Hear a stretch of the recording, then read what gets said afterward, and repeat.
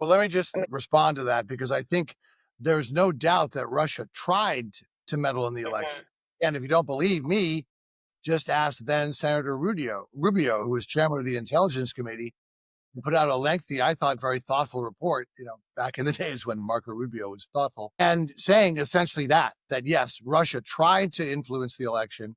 I think that's the reason the meeting was called, but there's no proof that they were actually able to do so. And I think that one of the great things about our election system is that it is so decentralized, right? You have what 16,000 different districts or something. So it's not like there's one big central. I remember during the Florida recount, Of just in the course, Florida state of course. alone. By the way, I'm so glad you brought that up. Florida is a model for the country. When they had that, punch out, who doesn't want to punch out Pat Buchanan, right? That was the joke. And But, that's true. but who after Forgot that? about that. Florida got their act together. They know the vote is counted. They're in Eastern time. The polls close at 7. By 9 or 10 p.m. that night who won.